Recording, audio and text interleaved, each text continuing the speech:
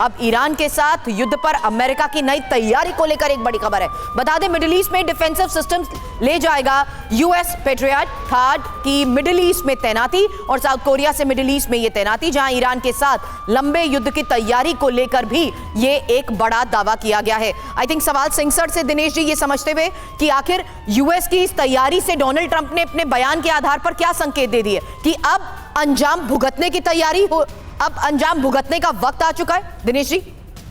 General Singh, ये अंजाम क्या है? अंजाम भुगतने का टाइम आ गया, तो अंजाम एक्चुअली है क्या? देखें, ये जो लड़ाई लगी है ना, एक तो होती है कि नेसेसिटी की और दूसरी होती है बाय चॉइस। अमेरिका ने ये लड़ाई लगाई है बाय चॉइस और उसके लिए उसको अभी आगे बढ़ना है और इसीलिए अपनी जो तादाद है उसको फिर से रीइंफोर्समेंट करनी पड़ रही है। देखें, पेट्रियट है, थार्ड है, फिर भी ईरान की मिसाइल्स वगैरह उनके ऊपर दाग रही है, पेनिट्रेट कर रही है एयर डिफेंस सिस्टम्स को। देखें, इजराइल के पास लेज़र बीम इस टाइम इंट्रोड्यूस हुआ है, आयरन डोम है, ये आयरन बीम, आयरन डोम, डेविड स्लिंग और एरो, ये सारी सिस्टम्स के बीच में भी आते हुए टेल अवीव के ऊपर मिसाइल्स गिर रही हैं, ड्रोन्स भी गिर रही हैं। तो अमेरिका अभी ट्रंप का जो प्लान था कि पहले राउंड में, पहले फेज़ में ईरान को वो गिरा मारेंगे, बेशक बहुत अधिकतम कैजुअल्टीज़ हुई हैं, पर देखें ये नहीं पॉसिबल हो सका। एक लीडर को मारने के बाद रजीम चेंज नहीं हो सकती, वो भी साफ सामने आ गया है। ईरान ने बहुत स्टेबिलिटी दिखाई है, जो उसकी नवी गवर्निंग काउंसिल है, प्रेसिडेंट की प्रेसिडेंट, उसका जुडिशरी और क्लर्जी का जो रिप्रेजेंटेशन है, एक स्मूथ तरीके से फंक्शन कर रहे हैं, जो कि विश्व के सामने आ रहा है। मैं एक और पॉइंट इसमें देना चाहता हूं कि दोनों इजराइल और ईरान अभी एग्जिस्टेंस की थ्रेट के ऊपर फंक्शन कर रहे हैं।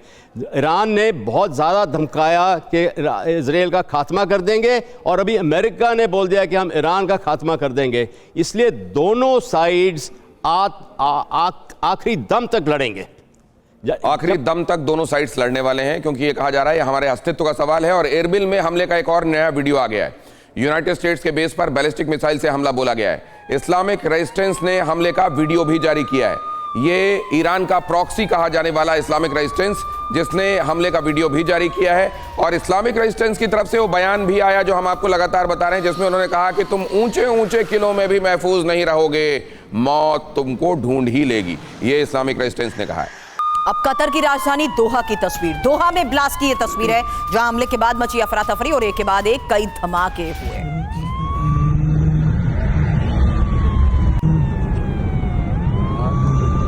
तो हमले के बाद मची तबाही की ये तस्वीर देखिए, जहां हर तरफ इलाके में काले धुएं का ये गुबार नजर आ रहा है।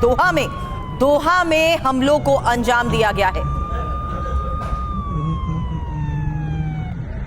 अब एक और तस्वीर, और ये ईरान को अमेरिका की बहुत बड़ी धमकी है, जहां अमेरिका का सबसे घातक हमला अभी बाकी है। अमेरिकी विदेश मंत्री मार्को रूबियो ने कहा, हम अपने लक्ष्य को हासिल करेंगे, लक्ष्य हासिल होने तक हमले जारी रहेंगे। यही वजह है कि अभी थोड़ी देर पहले एक्सपर्ट से हमने ये सवाल किया कि डोनाल्ड ट्रंप भी ये साफ चेतावनी दे चुके हैं कि अभी हमले को लेकर बड़ी तैयारियां हो चुकी हैं। लेकिन अब एक और बयान, और ये मार्क रूबियो का बयान, अमेरिकी विदेश मंत्री, जिन्होंने कहा कि अपने लक्ष्य को हासिल करके रहेंगे।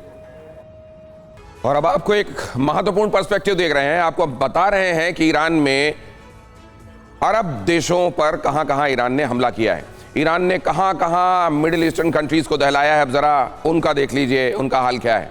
ये ईरानी हमले, भयानक ईरानी हमले, और 400 स्ट्रेटेजिक टारगेट्स उन्होंने आइडेंटिफाई किए। कुवैत में अमेरिकी ठिकानों को दहलाया, इराक में अमेरिकी जवानों का होटल, उस पर हमला किया, बहरीन में होटल और इमारत को निशाना बनाया, कतर में एनर्जी इंस्टॉलेशंस को निशाना बनाया, इजराइल में बहुत सारे रिहायशी इलाके, जिसमें खास तौर से तेल अवीव शामिल है, वहां बहुत सारे हमले ईरान ने किए हैं।